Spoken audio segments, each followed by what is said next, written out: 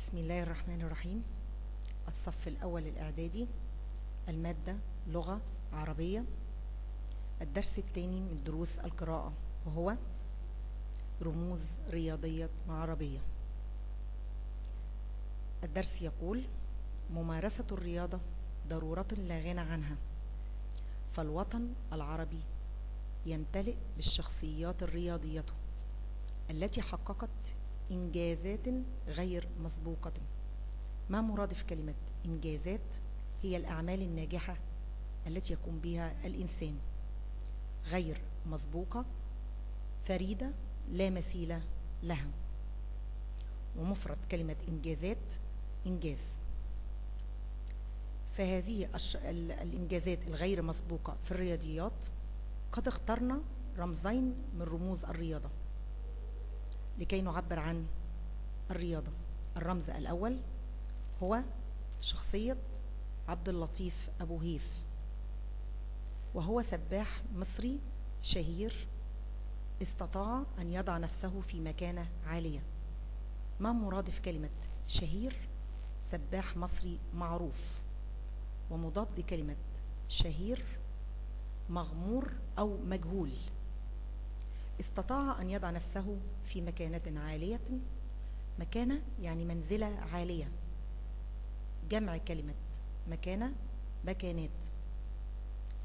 وحيث حقق العديد من الإنجازات، لكنه كان له إنجازات في مجال السباحة، وكان له إنجازات إنسانية. الأول نتحدث عن إنجازاته في مجال السباحة. أولا، عبور المانش عدة مرات محققا رقما قياسيا عام 1953، متحديا الصعوبات التي واجهته. ومن هذه الصعوبات البرودة القاتلة والطيارات الجارفة. ما مرادف كلمة الجارفة؟ طيارات المهلكة. ثاني إنجاز هو الفوز بأكثر من 20 سباقا دوليا. ثالث إنجاز الفوز ببطولات العالم 5 مرات. وكان له بعض الإنجازات الإنسانية التي تعبر عن شخصيته.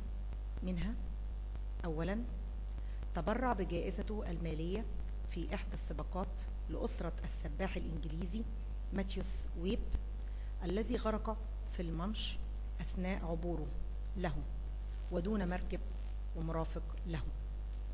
ثاني إنجاز التي تعبر عن شخصيته الإنسانية: تقاسم جائزة سباق مونتريال مع رفيقه، بالرغم من أن رفيقه انسحب في بداية السباق لمرضه. فكل هذه الإنجازات تعبر عن إنسانية شخصية عبد اللطيف أبو هيف. فهو استحوذ على إعجاب الكثيرين لمواقفه الإنسانية الكثيرة التي تعبر عن مدى الأخلاق الرياضية التي يتمتع بها. ورحل هذا السباح وتوفي عبد اللطيف في إبريل عام 2008.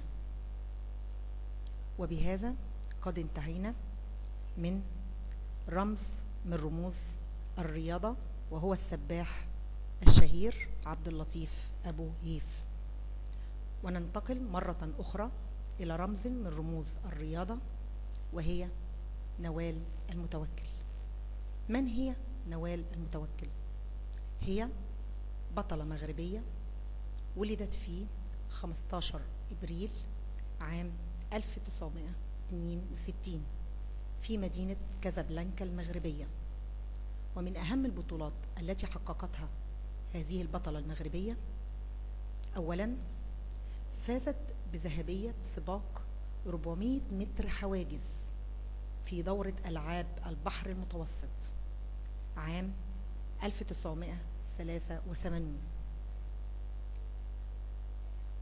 البطولة الأخرى أنها فازت بذهبية دورة الألعاب الأفريقية في القاهرة. ومن أهم البطولات مرة أخرى أنها فازت بذهبية دورة ألعاب البحر المتوسط بسوريا عام 1987. توجت إنجازاتها بذهبية 400 متر حواجز في دورة الألعاب الأولمبية عام 1988. وكانت هذه الشخصية لها قيمة كانت قيمة فوز نوال المتوكل بذهبية الألعاب الأولمبية إنها فتحت لها الطريق للصعود إلى منصات التتويج في الدورات الأولمبية. فالمناصب التي احتلتها أو تولتها نوال المتوكل: أولا رئيس اتحاد ألعاب القوى المغربي ووزيرة الرياضة في دولة المغرب. ثانيا